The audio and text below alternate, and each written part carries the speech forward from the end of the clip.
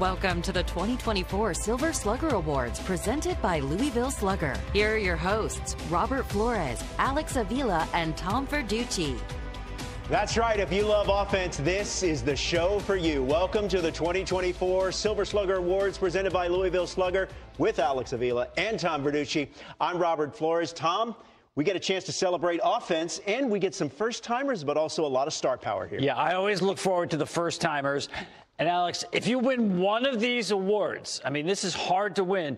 It's career-defining. It's a big highlight. Well, speaking of that, Alex, we have some great video here because since 1980, the league has been giving out this award to recognize the most outstanding offensive players at each position. And, Alex, you know what it feels like. Yeah, no, I got to win one for my year in 2011. Rofo, I know you like that late 90s goatee that I'm trying to bring back there, but you know, Miggy and Prince kind of presenting the award to me, it was even more special with my dad on the field there as well to receive that award. But like you said, Tom, truly it defines, puts a little extra something special in your career because after that, you know, everyone talks about you as a Silver Slugger, same way that if you make an all-star team. So to be recognized at one of the best in your position from an offensive side is pretty cool. All right, so let's go over the rules, show you how these winners were selected. Positional winners of Silver Slugger Awards are determined by major league managers and 3 coaches of their choosing who vote for the players they determine to be the best offensive producers at each position in the American and National Leagues. The accounting firm of Deming, Malone, and Livesay and Ostroff verified tabulation of the balloting. So let's kick things off with our first award. A season we have never seen before from a player we may never see again. The marvelous one, Shohei Ohtani, and he's going to steal it. Number 40 for Shohei. 40-40, walk-off grand slam. Got his foot in. The 50th for Ohtani. One swing away at this point from history. Ohtani starts the 50-50 club. He is a one-man show. Designated hitter, National League, Shohei Ohtani of the Los Angeles Dodgers.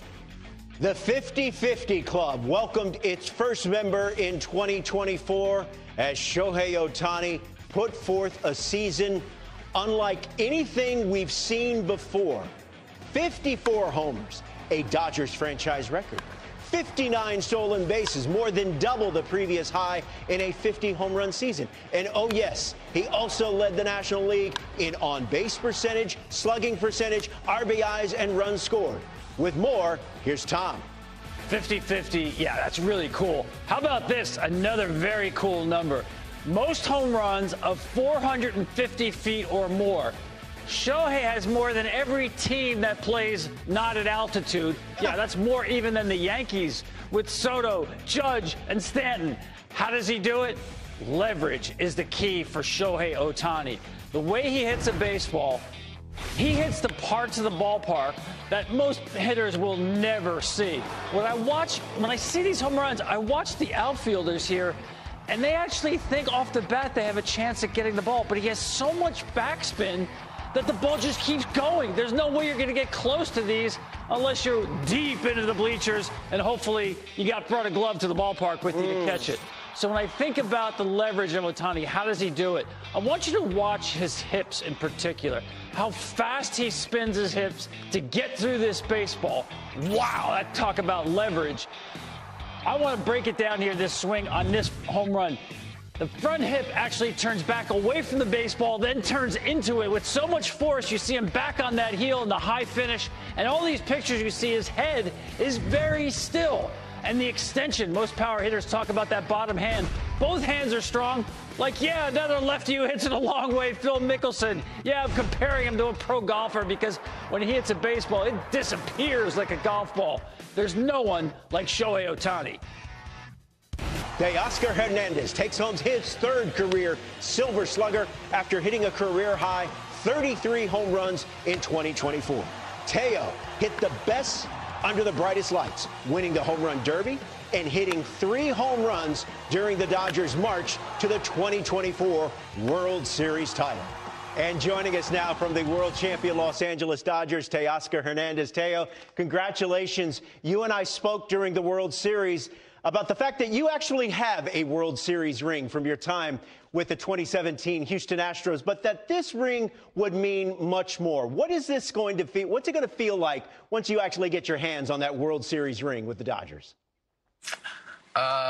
First, thank you guys. I think, you know, I deserve this one.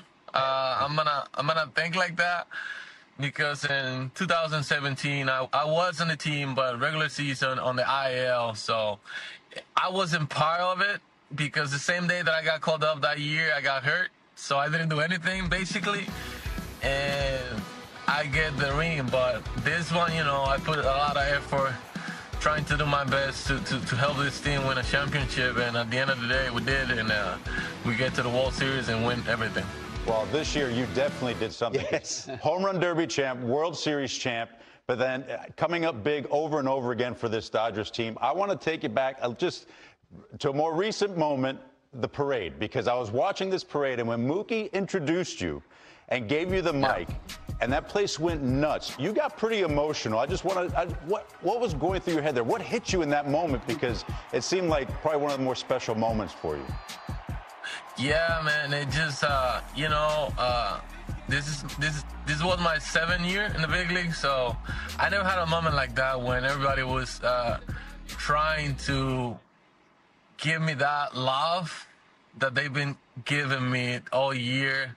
That was incredible. I never had that before. And I'm an emotional guy, so that gets me really bad. Yeah. Hey, Teo, let's talk about you as a hitter.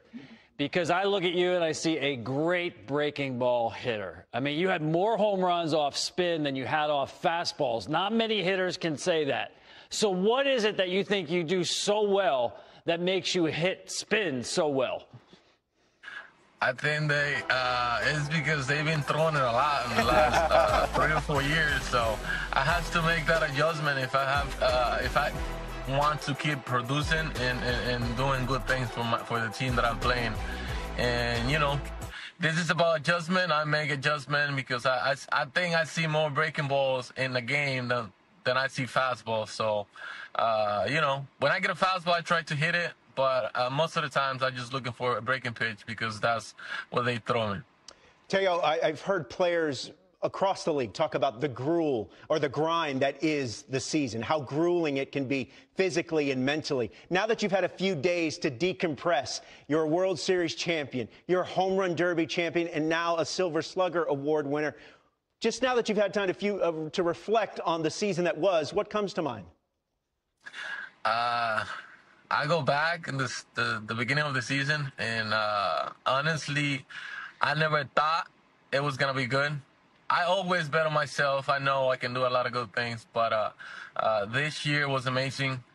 It was a lot of good things happening to me this year.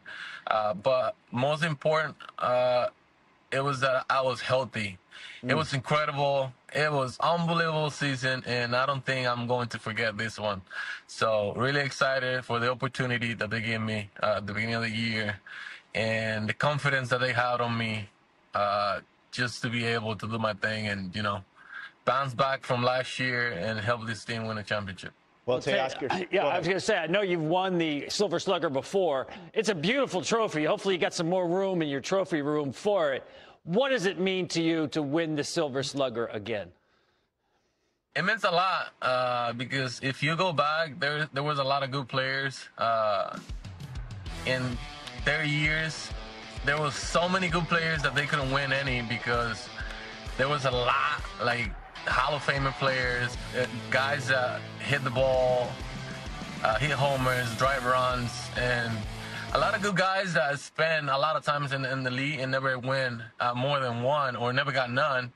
That you see their numbers and you see how if this guy never had a Silver Slugger. So for me, it's, you know, proud of the work that I put every single day just to be on the field producing and putting good numbers. You know, just feel blessed right now.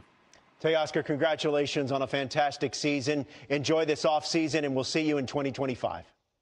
Thank you, guys. Appreciate it. Have a good one. You too. Check this out. Teoscar Hernandez is clearly placing himself among the elites when it comes to outfielders in Major League Baseball. Most total bases among outfielders since the start of 2021, Teo is right in the middle, up there with the likes of Judge, Soto, and his teammate in 2024, Mookie Betts. Utility player, National League, Mookie Betts of the Los Angeles Dodgers. Yeah, Mookie Betts winning his 7th career Silver Slugger Award, but his first as a utility player. And how about this for utility?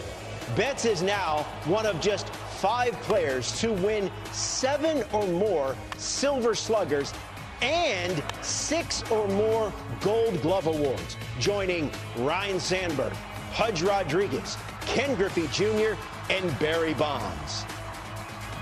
Everyone seems to be firing all cylinders. The Dodgers have broken it open with a 6-run 7th. Ohtani is inevitable! New career high for Teo. That's what they do, man. They home. Max Muncy swinging the silver hammer. 3 in a row, hat trick for the Dodgers. Freddie Freeman turns the game upside down. Oh my gosh, the greatest day! Boy, offensive show for Los Angeles.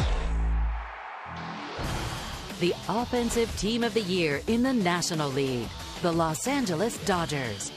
The world champs, the Dodgers, win the offensive team of the year Silver Slugger in the National League. They led baseball in slugging, finished 2nd in runs scored, and 3rd in slugging percentage. And how about this for lineup depth? The Dodgers had 4 players with 20 homers, 75 RBIs, and 75 runs scored. The only team in baseball to achieve that feat. Back here with Alex and Tom. And Tom, in a sport where it can be so individualized, it's you versus the pitcher. The Dodgers have adopted a team-wide hitting philosophy. No question. It's about controlling the strike zone. Yeah, they led the league in home runs, tremendous power, but they establish count leverage all the time because they will not get outside the zone. Actually, both the Yankees and the Dodgers, two of the best in baseball at not chasing. I'm glad you said that, Tom, because the way I look at it through the eyes of a catcher, right, is how am I going to get these guys out? How am I going to get my pitcher through a game and navigate this lineup? And when you have a lineup that is as disciplined as them, obviously they're deep, they have tremendous superstars, but when they're as disciplined as they are, your margin for error is so slight. So there's not a lot of chances to where your pitcher can't make a mistake and not get hurt for it. So as a battery, as a catcher, that just presents so many challenges, and that's one of the reasons why they're the best in baseball. And Tom, this graphic right here is right up your alley. Just kind of puts what the Dodgers did this season offensively in some perspective here. Wow, how about this? 5 players with an OPS plus of at least 135. Wow. This is not just in Dodgers history, folks. Yes. This is Major League Baseball. And you see on the left, that list is loaded with Hall of Famers. And I can tell you, folks, I'm not going out on a limb telling you the one on the right. That's got multiple Hall of Famers, too. Yeah, congratulations to the Los Angeles Dodgers. What a season they had in 2024. So the Yankees win the team award in the American League. The Dodgers win the team award in the National League. Just to recap and put a bow on this, the Louisville Silver Slugger Awards for 2024. Once again, here are the names and the faces in the American League. We can tell you 14 teams had at least one winner. There were 7 first-time winners, including Brent Rooker in the junior circuit, and 4 teams with multiple winners. And let's take a look at the National League in total here. Teoscar Hernandez of the Los Angeles Dodgers is joined by teammates Shohei Ohtani and Mookie Betts. Jackson Merrill, the rookie, wins his first. Jurickson Profar, his teammate, also wins his first. Francisco Lindor and Ketel Marte have the Silver Sluggers up the middle. That's going to do it for this edition of the 2024 Louisville Slugger Award presentation. For Alex Avila, Tom Verducci, and all the good folks behind the camera and behind the scenes, I'm Robert Flores. Thanks for watching. We did it all. Welcome to Hot Stove on a Tuesday, presented by the United States Marine Corps. Al Leiter, Matt Vasgersian, a slew of guests on a Tuesday, including J.P. Morosi from Taiwan. right? Paid his own way to go out there and cover an amateur tournament. By the way, JP, we love him, but we're gonna put him to the fire a little bit on some things that he doesn't know. Oh, yeah. I didn't realize you had that cooking today. We're gonna have fun with him. Okay, good. Alex. By the way, yesterday when he was in Seattle, obviously I was just glazing over. I didn't know he was flying to Taiwan. Yeah, I'm telling you, man, his motor is, it's unlike anybody else's that we know. Right? He just can't stop consuming the sport. It's good for him. Great guy. Alex Spear, Boston Globe's going to join us, talk about the Red Sox. I think the Red Sox hold the key to the entire offseason. I know that they're probably not in on the very tip top of the market, but I just think they're a fascinating player this offseason. We'll talk about that. We'll talk about it with Alex. Dimitri Young's going to join us. Yes. Dell is going to join us to talk about not only his career, but one of his hobbies, which kind of intersect. He's a card collector. Didn't know that. Yeah. I mean, he's been doing youth clinics. He's been coaching. He's such a good dude. He's going to join us. I think he still lives in Camarillo, if I'm not mistaken. He was a heck of a player and hitter. SoCal dude. Yeah. Actually, I haven't spoken to him since he almost took my head off. One of my favorites. So I look forward to it. We'll have Dimitri on the show. Anthony Castrovin's going to join us as well with some hot takes. But first, while you were watching something else, possibly last night, BBWAA Awards Week kicks off. Lastly, hit you with the Cy Young Award. Here are the facts. Who cares about the facts? Well, the voters care about the facts, Harold. And Aaron Judge had a monster year. Again, this is a regular season award. Aaron Judge will win it in the American League. I don't think there's much question about that. And I think you can say the same for Shohei Ohtani. It's too bad because Lindor built a really strong candidacy after the All-Star break. But the two guys at the top, I think, walk away with it easy. Yeah, I think you're right. Unanimous, do you think, in either case? I think if there is a unanimous, it would be on the AL side. But I don't want to overlook what Bobby Witt Jr. did in helping them obviously get to the playoffs. He is electric. He's dynamic. Every facet of the game. This is a perennial future superstar. I think he wins an MVP at some point. I think they're probably more compelling races than MVP. National League Cy Young is really close. Yeah. National League Rookie of the Year is really close. And recent history. I love history. I know you do, Harold. The recent history behind that award is that it's rare when two rookies, two pitchers rather, win Rookie of the Year in the same season. 1981 was the last time two starters did it. Fernando Valenzuela, Dave Righetti. So it's, we're in. And I think we're pretty good with. Are you good with skiing? I'm for sure. Yeah. Good with well, skiing. I mean, Jackson Merrill. I mean, as an everyday guy. And again, like you sound like you're arguing against the guy who's going to finish in second place. And again, he had a magical year, and he's going to be a stud for a long, long time. Yeah. But what Paul Skeens did. I know. Right? Yeah. He had all the sexy headlines around him all the time. Is it fair to say, and I haven't seen the Rookie of the Year numbers for Bryce Harper, but like to me, it had that excitement. Like it was, Skeens. It was one of those things. Oh, he's pitching tonight. Yeah. Like it was the back to the Fernando days. Really. Yeah, it really was. And you start the All-Star game, like it's just all in line. Yeah. I don't care if he didn't get here till May 11th. We're not talking about August 11th. Yeah, fair. Right, he missed 6 weeks to start the season. They managed him really well. I mean, he pitched almost every one of his starts were on 6 days. So there was no overdoing him. I also thought it was interesting because Jackson, I don't think anybody would cop to this, but because Jackson Merrill made such a push at the end of the season, in another circumstance, they may have shut Skeens down earlier. Pirates were out of it, right? So we know you like to bubble wrap your generational talent, right? So if there wasn't any pressure on him to win National League Rookie of the Year by anybody else, would they have shut him down on August 30th or September 15th or something like that? I don't know. Or just not have him, push to the extra inning or the extra 10, 15 pitches as he dominated down the stretch. Right. Yeah, that's a good point. Right. Let's continue the conversation this morning to start the program by going to X. And John Heyman putting this very thought-provoking message out there. Dodgers favored for Sasaki, the next great thing coming from Japan, but hearing early word Padres could have a shot where there is a Darvish connection. The two are friendly, familiar, and Sasaki grew up idolizing you. Very early odds, not to be used for betting purposes. John is quick to put the disclaimer on that, which we love. Dodgers, he's giving them an 83% chance. The Padres come in at a 10% chance. Everybody else collectively at 7%. Steve Phillips said on our program yesterday that this feels like a Dodger-ish play to go get Sasaki. Do you agree? Is he that strong a favorite to go to L.A.? I think it comes down to this, and I think historically in the past, there were Japanese players that came over to Major League Baseball that didn't want to be potentially second fiddle to the other Japanese player. Right? So we saw that dispersed around baseball. I think it's different now. I mean, this is a special arm. He's only 23 years old. Saw with Ohtani, he came over as a young player with the Angels. And it makes sense. It screams out. I look at this. I think that you talk about a full-court press of impressing a young, impressionable Japanese player and having both Ohtani and Yamamoto. And Ohtani, who knows how they're going to use him, but obviously we saw in the postseason he started throwing side days. Right. And I always watch these bullpens, how aggressively they're throwing. He's going to be pitching at some point. I don't know how the Dodgers use him, whether he's starter or opener or closer.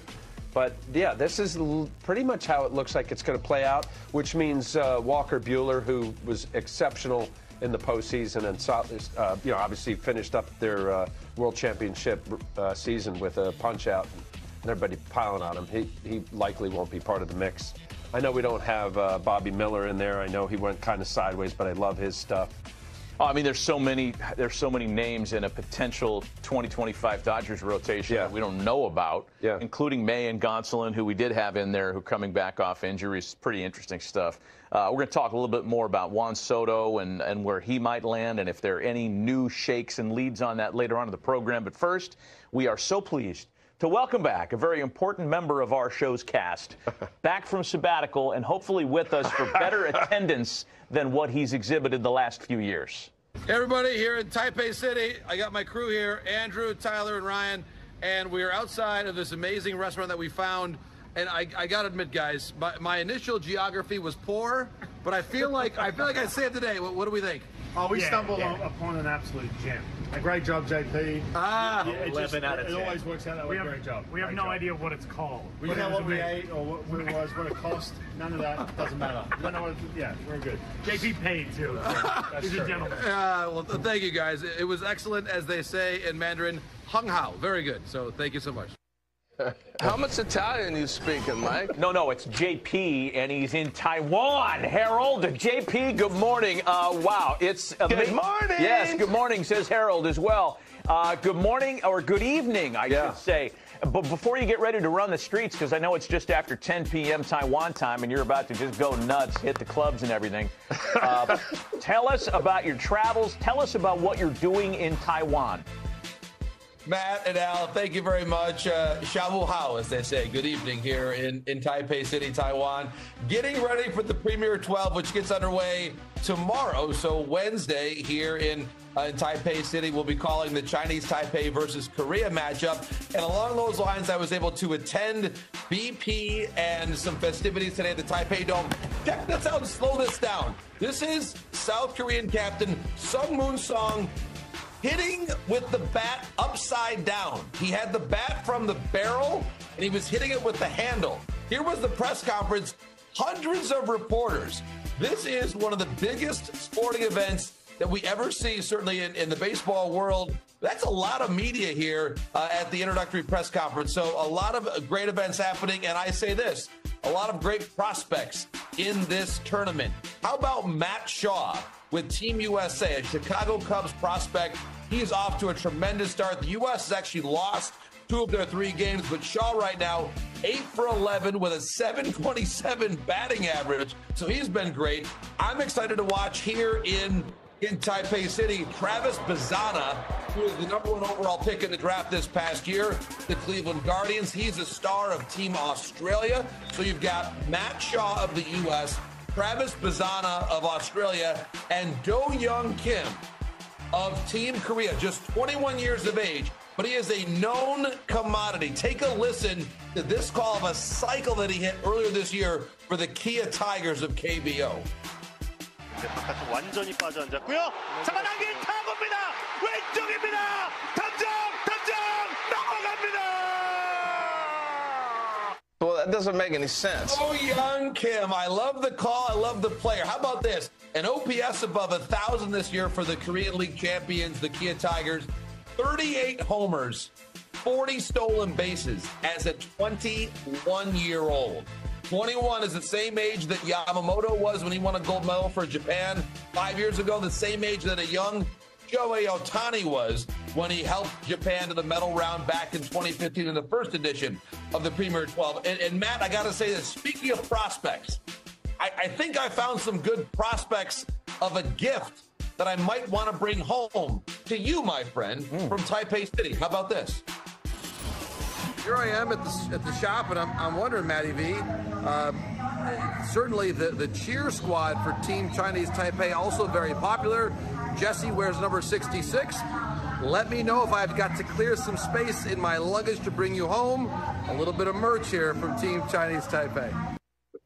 So, Matt, listen, here's the deal. I know well that whenever we have college coaches on the show, on the way out, it's like, hey, thanks for joining us. By the way, here's the address for you to send our merch. So I know Matt's entire closet is full of college coaches' gear that they've sent you. And I just thought that Jesse wears number 66. In fairness, every single member of the cheerleading squad, Matt, has her own number, her own jersey. It's like there's the players section of the merchandise shop and then the cheerleader section as well. It was something to see. That would be the second most popular number 66 jersey I could think of, second only to the great Yasiel Puig. I mean, that's amazing. Hey, JP, let me ask you this: what is the smallest nation team that is represented in the 12? What's the smallest country there? The Premier. That's a great question. So I would say, based on population, most likely Puerto Rico. Of course, a Commonwealth within. Obviously, a Commonwealth of the U.S., I would say Puerto Rico, probably by population, the smallest. Of course, Chinese Taipei represents Taiwan, also an island. So I would say that those are probably the two smallest based on population representing in the tournament. How about the most obscure or least popular or known? The least known. Well, I would say this, the new debutantes. Panama has arrived on the scene of the Premier 12 and actually are now 2-1. So Panama, their first ever appearance to the Premier 12, because the whole idea of this tournament, Al and Matt, is that you take the 12 highest rated teams in the WBSC ranking. So by definition, it's the Big 12. We've had teams that Italy has actually fallen out of it, as has Canada, while Panama has now risen into the top 12. Interesting. We don't want to take you off of the 12 and this tournament and this international trip of yours, but we did tease this getting into the break. Welcome back. Last night on MLB Tonight, World Series champ Freddie Freeman was announced as the recipient of the Budweiser Legendary Moment Award thanks to his heroics in Game 1. Now, let's see what Freddie had to say about the honor. The kind of at-bat that every kid that plays baseball dreams of one day having. Reality for Freddie Freeman right here. Freeman hits the ball to right field. She is gone!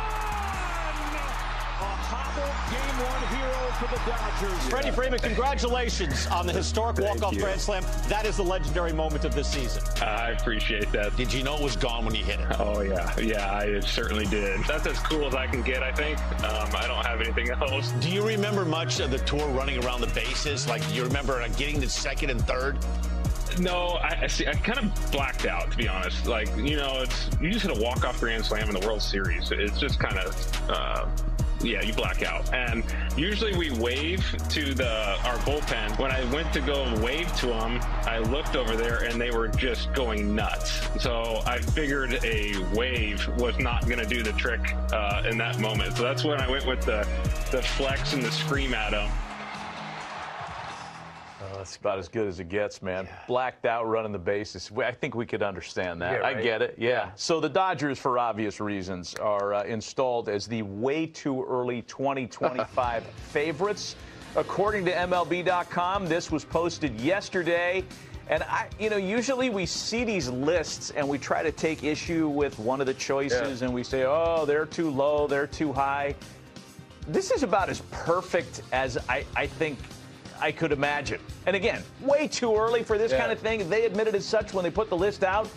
Dodgers, Phillies, Braves, Padres, Yankees make out the top 5. I don't know. You could you could kind of pick hairs here and switch one team from 6 to 7 or whatever, but this is a pretty good list. Yeah, I think so. And obviously a lot's going to happen, right? We got the winter meetings coming up, but I kind of look at this list.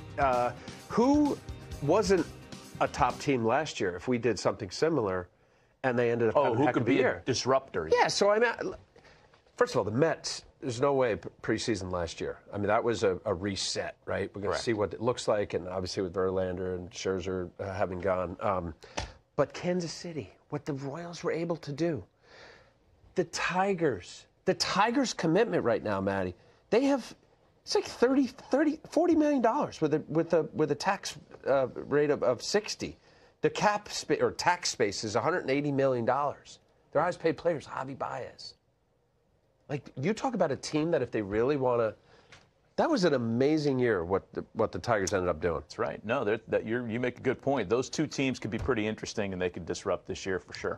I really believe that. I mean, well, Skubal will likely be the Cy Young Award winner, and we know Bobby Witt Jr. is going to get some MVP votes, but those two teams next year are going to, it's not a fluke. If they land a co-ace, and there's some guys out there, Minaya, Kikuchi. Get a bat for KC. One more bat for KC. I like the Waka, Lugo. It's going to be fun. Yeah. Let's take a break.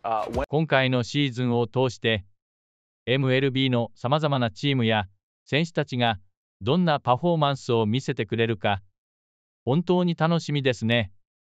アトランタ・ブレーブスが主力選手の怪我を乗り越えて、どのように開幕に備えるのか、そしてヤンキースがピート・アロンソのような強力な選手を迎え入れ、チームに新たなエネルギーを注入することで、どんな変化が起きるのか、期待が高まります。また、ネイサン・ボルディア、フアン・ソトの移籍先もファンの注目を集めており、彼らが新しいチームでどのような活躍を見せてくれるのか、心躍る瞬間が待ち遠しいですね。特に、フアン・ソトのような実力派選手の移籍先は、MLB ファン全体にとっての関心事です。ヤンキースやメッツといった強豪チームが争奪戦を繰り広げている一方で、ボルチモア・オリオールズのような意外なチームが登場する可能性もあり、予測が難しい展開が待っています。こうしたサプライズ要素があるからこそ、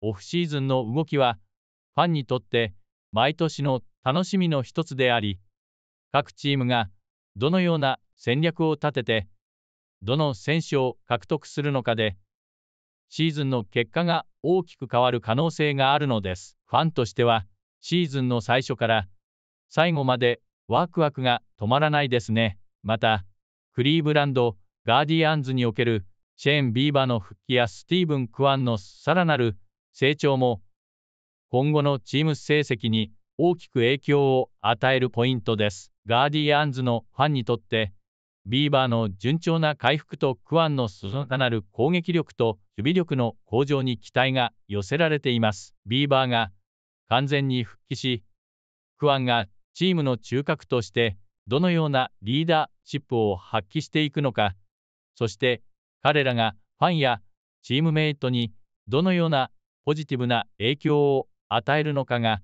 注目されています。チーム内のケミストリーも含め、彼らの存在がシーズンを通じてどれだけ大きな影響を与えるのか楽しみですね。MLB 全体を見ても、選手の成長や移籍、また新たな才能の登場がリーグに新しい風を吹き込み、常に MLB が進化し続けているのが感じられます。特にアジアからの若手選手が増えており、彼らが MLB でどのように活躍し、他のチームや選手がどのように対応していくのかも興味深いポイントです。アメリカ以外から来る選手たちが MLB にどれだけ適応し、各チームの戦略にどのように組み込まれていくのかを見守るのも、ファンにとっての楽しみの一つですよね。MLB の魅力は、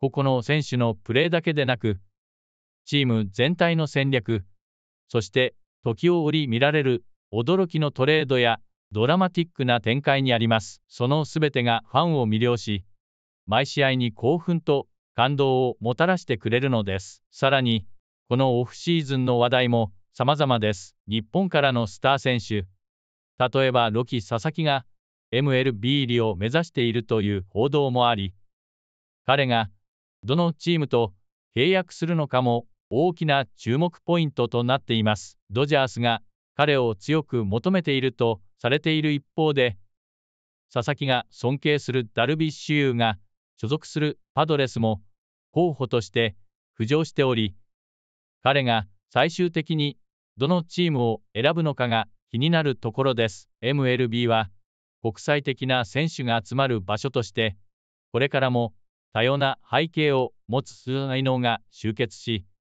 さらなる盛り上がりを見せていくことでしょう。これからのシーズンに向けて、各チームがどのように戦力を整え、新たなシーズンのスタートを迎えるのかは、ファンにとって見逃せないポイントです。また、シーズン中には予想外の展開があることも多く、各チームがどう戦略を練り直し、成績を伸ばしていくのか、ドラマティックな展開が続くことでしょう。MLB ファンの皆さんにとっても、来シーズンのスタートが今から待ち遠しく応援するチームや選手がどんなパフォーマンスを見せてくれるか、ワクワクと期待が膨らんでいるのではないでしょうか。このように、シーズン終了後のオフシーズンも見逃せない展開が続いていますが、皆さんはどの選手やチームに注目していますか？お気に入りの選手がどのチームでどんな活躍を見せてほしいか、また各チームの戦力補強についてのご意見や期待もぜひコメント欄でシェアしてください。皆さんの意見を楽しみにしています。気に入っていただけたらいいねとチャンネル登録もぜひお忘れなく。最新の MLB ニュースやハイライトを逃さずチェックできるように、これからもどうぞよろしくお願いします。MLB の世界を一緒に楽しみ、さらに盛り上げていきましょう。